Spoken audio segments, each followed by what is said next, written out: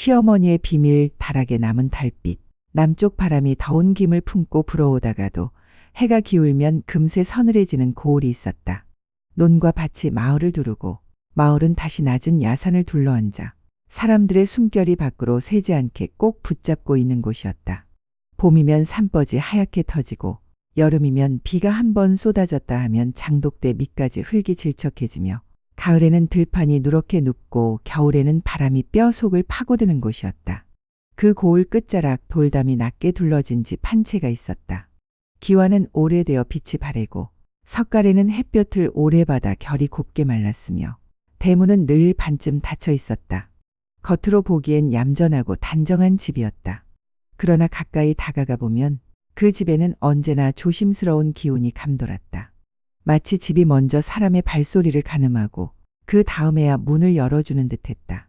집안의 중심에는 시어머니가 있었다. 그는 말이 적었다. 말이 적다는 것은 단순히 입을 닫는다는 뜻이 아니었다.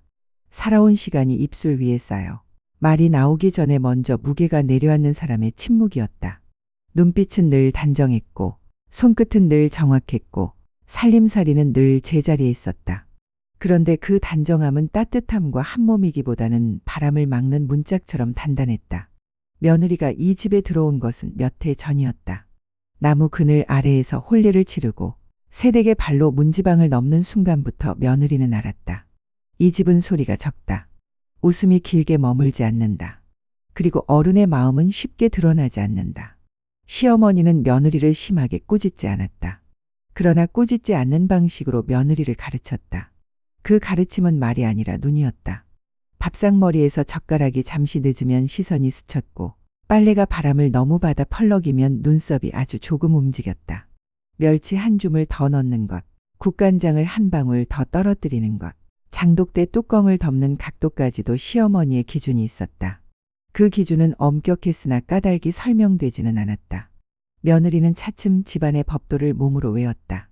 아침에 일어나면 가장 먼저 물을 길어오고 장독대 앞에 잠시 서서 하늘을 보고 쌀독의 사정을 살피고 된장국에 넣을 물을 얇게 썰었다.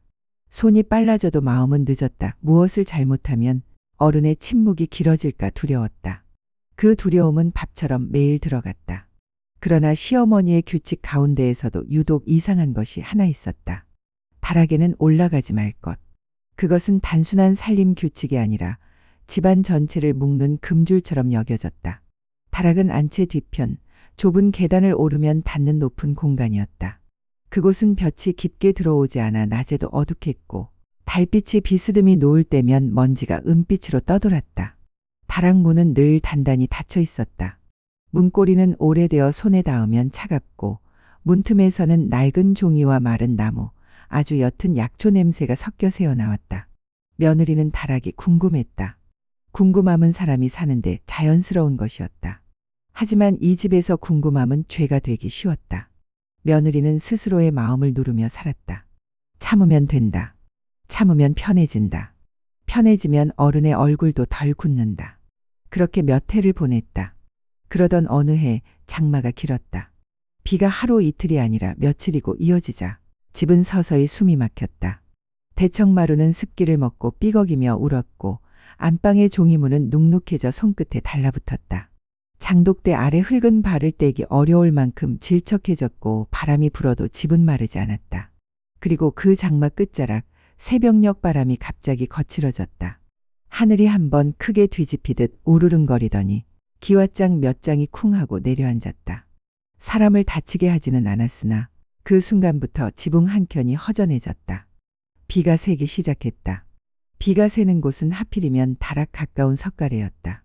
천장에서 물이 똑똑 떨어져 마른 나무 바닥에 어두운 점이 생겼다. 며느리는 등줄기가 서늘했다. 집이 새면 살림이 상한다. 살림이 상하면 마음이 무너진다. 그리고 무엇보다 시어머니가 가장 싫어하는 것은 집이 흐트러지는 일이었다. 며느리는 다락 문 앞에 섰다. 젖은 기와장을 손볼 방법은 다락에서부터 살펴야 했다. 그런데 그 순간 뒤에서 시어머니의 발소리가 들렸다.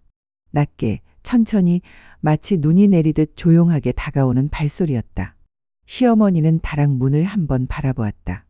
눈빛은 늘 그렇듯 단정했으나 그 단정함 속에 오래 묵은 무언가가 잠깐 비쳤다. 며느리는 목이 말랐다. 이제는 피할 수 없었다. 비를 막아야 했다. 집을 지켜야 했다. 시어머니는 며느리를 탓하지 않았다. 그 대신 아주 짧게 마치 먼지를 털듯 말끝만 남겼다. 다락은 내가 치겠다. 그리고는 며느리를 돌려 세우듯 안채 쪽을 가리켰다. 그날부터 며느리의 마음에 문제가 생겼다. 다락을 왜 그토록 지키는가? 집이 상해도 손을 못 대게 하는 까닭은 무엇인가? 시어머니는 무엇을 숨기고 있는가? 의심은 한 번 생기면 가랑비처럼 천천히 스며든다. 며느리는 그날 이후 밥을 지으면서도 빨래를 널면서도 장독대 뚜껑을 덮으면서도 다락을 떠올렸다. 그 다락이 시어머니의 침묵과 연결되어 있다는 생각이 점점 또렷해졌다. 비는 며칠 더 이어졌다. 시어머니는 새벽마다 지붕 쪽을 살피고 젖은 석가래를 말리고 물이 새는 곳에 헝겊을 대어 임시로 막았다. 그 모든 일을 혼자 했다. 며느리가 돕겠다고 손을 내밀면 시어머니는 고개를 저어 밀어냈다. 아니라고 말하지도 않고 그저 손을 살짝 올려 멈추게 했다. 그 손길은 차갑지 않았으나 가까이 오지 말라는 뜻이 분명했다. 며느리는 낮에는 살림을 했고 밤에는 생각을 했다. 생각은 늘 다락으로 올라갔다. 다락은 이제 단순한 창고가 아니라 시어머니의 마음속 깊은 곳처럼 느껴졌다. 말하지 못한 이야기들이 쌓여 있을 것 같았다. 숨기고 덮어두고 잊은 척한 것들이 먼지처럼 내려앉았을 것 같았다. 며느리는 어느 날 장독대 뒤편에서 녹이 살짝 핀 쇠키 하나를 발견했다. 손잡이는 낡았으나 금속의 차가움은 살아있었다. 열쇠는 흙에 반쯤 박혀 누군가가 급히 놓치고 간 것처럼 보였다. 며느리는 그것을 쥐고 한참 서 있었다. 손바닥이 차가워졌다. 열쇠를 곧장 쓰지는 못했다. 어른의 금기를 건드리는 일은 날 선 칼끝을 맨손으로 쥐는 일과 같았다. 그러나 비는 계속 새고 시어머니의 몸은 점점 약해졌다. 새벽에 들리는 기침 소리가 길어졌고 숨이 가빠지는 날이 늘었다. 며느리는 그제야 알았다. 이 집에서 가장 단단해 보이던 사람도 결국은 약해진다. 사람도 집도 세월 앞에서는 조금씩 마른다. 장마가 잠시 소강에 접어든 어느 낮 시어머니가 바깥의 볼일을 보러 나간 틈이 있었다. 며느리는 마음을 굳혔다. 집을 지키는 일이라고 스스로를 설득했다. 그리고 조심스럽게 계단을 올랐다. 발을 내디딜 때마다 나무가 낮게 울었다. 그 울음은 큰 소리가 아니었지만 며느리의 심장에는 종소리처럼 울렸다. 다락 문 앞에 서자 문틈에서 오래된 냄새가 더 짙게 느껴졌다. 낡은 종이의 냄새, 마른 나무의 냄새, 그리고 어딘가 씁쓸한 약초 냄새가 섞여 있었다. 며느리는 열쇠를 넣었다. 쇠가 나무 속에서 작은 소리를 냈다. 열쇠가 돌아가는 소리는 작았지만 며느리의 마음은 크게 흔들렸다. 문이 열렸다. 다락아는 생각보다 어둡지 않았다. 작은 창 하나로 흐린 빛이 들어와 먼지가 천천히 떠돌았다. 그 먼지는 마치 오래된 이야기의 조각처럼 보였다. 사람의 말이 닿지 못한 곳에 쌓인 시간들이었다. 다락에는 큰 괴짝 2개가 있었다. 하나는 천으로 덮여 있었고 다른 하나는 뚜껑 위에 작은 돌 하나가 올려져 있었다. 돌은 무심히 놓인 것처럼 보였으나 이상하게도 자물쇠처럼 느껴졌다. 누군가의 마음이 그 돌 아래 눌려있는 듯했다. 며느리는 먼저 천으로 덮인 괴짝을 열었다. 안에는 옷감들이 정갈하게 접혀 있었다. 그런데 그 옷감들은 새 것이 아니었다. 수선한 흔적이 많았다. 한 번 입고 버린 옷을 다시 이어 붙인 듯 천의 무늬가 달랐다. 작은 봉황 문양, 매화 한 가지, 잉어 비늘 같은 결, 구름의 흐름 같은 선들이 조각조각 섞여 있었다. 민화의 색이 바랜 듯한 무늬들이었다. 그 사이사이를 꿰맨 바늘땀은 놀라울 정도로 고르고 단단했다. 그 바늘땀은 손이 떨리는 사람이 억지로 만든 것이 아니라 마음이 무너질 때에 손으로 마음을 붙잡은 사람이 만든 듯했다. 바늘땀은 말보다 오래 남는 법이다. 그 바늘땀을 따라가다 보면 사람의 숨이 보이는 것 같았다. 옷감 아래에는 종이 묶음이 있었다. 편지처럼 보였으나 봉해진 적이 없는 글들, 보내려다 만 글들이었다. 며느리는 조심스럽게 펼쳤다. 글에는 장날 쌀값이 올랐다는 기록이 있었고 겨울에 장작이 모자랐다는 한숨 같은 문장이 있었고 밤새 열이 오르는 아이를 업고 마루를 서성였다는 기록도 있었다. 어떤 날의 글은 갑자기 끊겨 있었다. 손이 떨려 더 쓰지 못한 듯했다. 글씨는 단정했지만 끝획이 유난히 가늘어지는 날들이 있었다. 그 종이 묶음 아래에는 낡은 가계부가 있었다. 며느리는 가계부를 펼쳤다. 돈의 드나들미 빼곡했는데 유독 자주 반복되는 항목이 눈에 띄었다. 약값, 약값, 약값. 그리고 그 옆에는 작은 표시들이 붙어 있었다. 동그라미, 점, 짧은 선, 그 표시들은 일정하지 않았다. 마치 약을 먹인 날, 못 먹인 날, 혹은 약을 구한 날과 못 구한 날을 구분한 것처럼 보였다. 며느리는 문득 생각했다. 이 집에 오래전 아픈 사람이 있었던가. 그런 이야기를 들은 적이 없었다. 시어머니는 늘 강하고 단단해 보였고 집안 어른들도 그런 말을 입에 올리지 않았다. 병과 상실은 조선의 집안에서 종종 숨겨지는 것이었다. 이웃의 입이 무서워서가 아니라 마음이 무너질까 두려워서 숨기기도 했다. 며느리는 다음으로 돌이 올려진 괴짝을 열려 했다. 그러나 손이 쉽게 가지 않았다. 그 괴짝은 물건을 담은 상자라기보다 사람의 심장을 담은 듯했다. 며느리는 돌을 조심히 내려놓았다. 그리고 천천히 뚜껑을 들었다. 안에는 작은 보자기들이 있었다. 보자기마다 매듭이 달랐다. 어떤 매듭은 단단했고 어떤 매듭은 느슨했다. 그 매듭들은 마치 결심이 날마다 달랐던 사람의 손길처럼 보였다. 며느리는 가장 위에 보자기를 풀었다. 그 안에는 작은 신발 한 켤레가 있었다. 아이의 신발이었다. 작고 부드럽고 거의 새 것처럼 보였으나 코끝에는 마른 흙이 조금 묻어 있었다. 아이의 발이 한두 번은 땅을 밟았을 것이다. 그러나 오래 걷지는 못했을 것이다. 보자기 아래에는 작은 저고리도 있었다. 저고리의 기세는 손바느질로 매화 한 송이가 수놓아져 있었다. 수는 곱고 단정했으나 한쪽 실이 끊긴 자리가 있었다. 급히 마무리한 흔적이었다. 그 급함은 사람의 마음이 무너지는 순간의 속도와 닮아 있었다. 다락의 공기가 얇게 떨렸다. 바깥에서는 장마 끝 물방울이 처마에서 똑똑 떨어졌다. 그 소리가 마치 누군가의 눈물처럼 들렸다. 그때 며느리는 괴짝 아래에 눌린 종이 한 장을 보았다.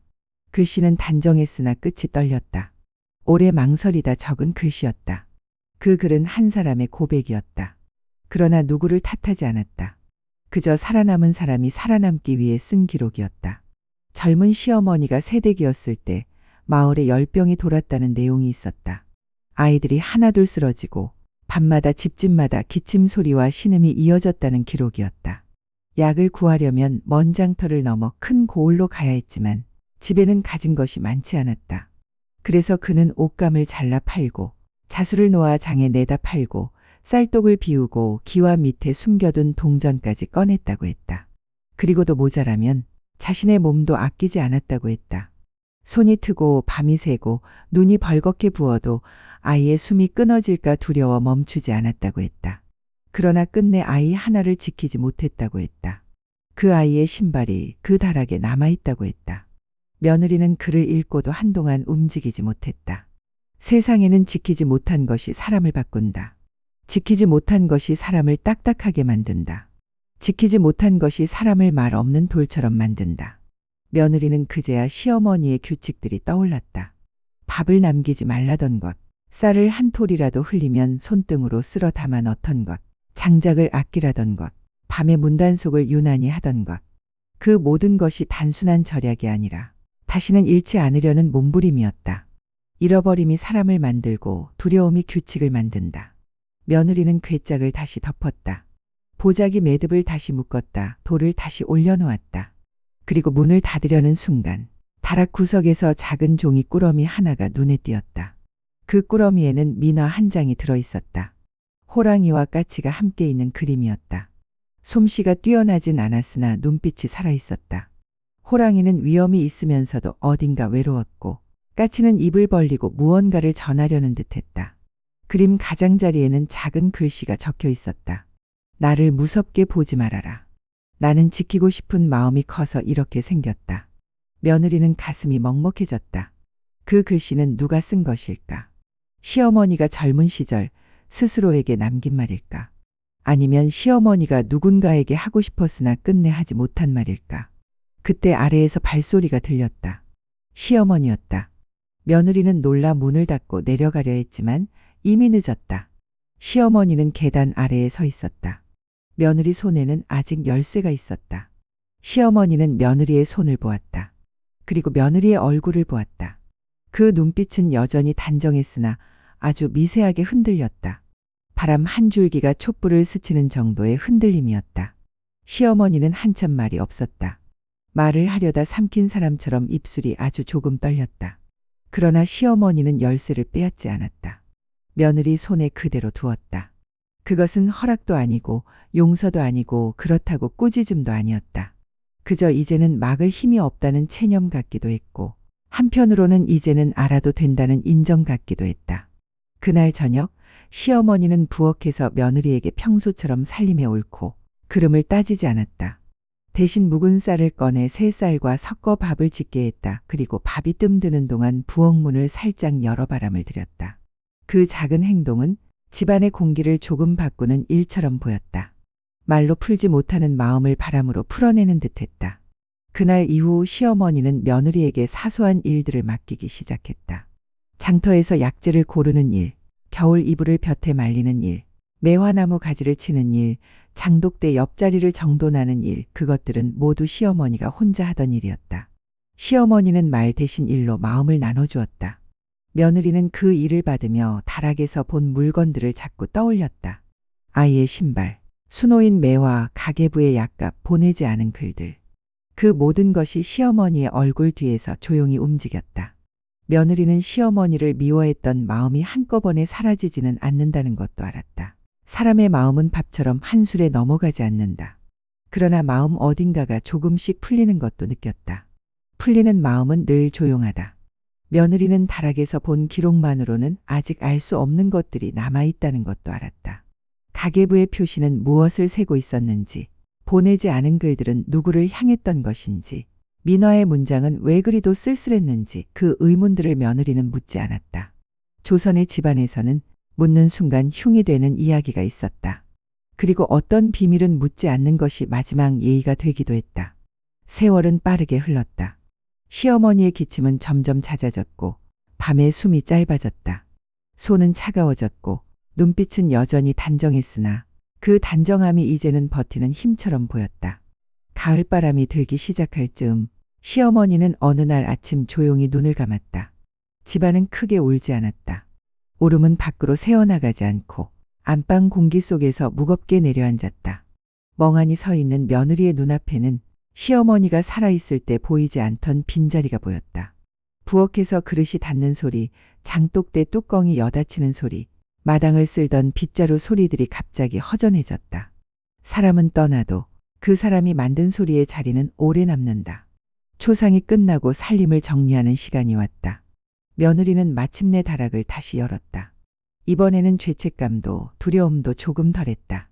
이제 다락은 시어머니를 배반하는 문이 아니라 시어머니를 이해하는 문이 되었기 때문이다. 다락 안은 이전과 같았다. 그러나 며느리의 눈은 달라져 있었다. 이제 며느리는 물건을 물건으로 보지 않았다. 물건을 시간으로 보았다. 시간을 마음으로 보았다. 마음이란 결국 사람이 남기고 가는 가장 큰 살림이었다. 며느리는 천으로 덮인 괴짝 아래쪽에서 또 다른 종이 묶음을 발견했다. 그 종이 묶음은 이전 것보다 더 오래되었고 글씨는 더 젊었다. 그 속에는 며느리가 예상하지 못한 이야기가 있었다. 시어머니가 젊었을 때 잠시 궁방 가까운 곳에서 바느질 일을 배운 적이 있었다는 기록이었다. 큰 집의 하녀들, 바느질 잘하는 여인들 틈에서 손을 익히고 실을 고르고 색을 맞추는 법을 배웠다고 했다. 그때 시어머니는 자신의 삶이 달라질지도 모른다고 생각했다고 했다. 자수를 놓으면 꽃이 피고 천을 펼치면 바람이 이는 듯했고 색을 맞추면 마음이 고요해졌다고 했다.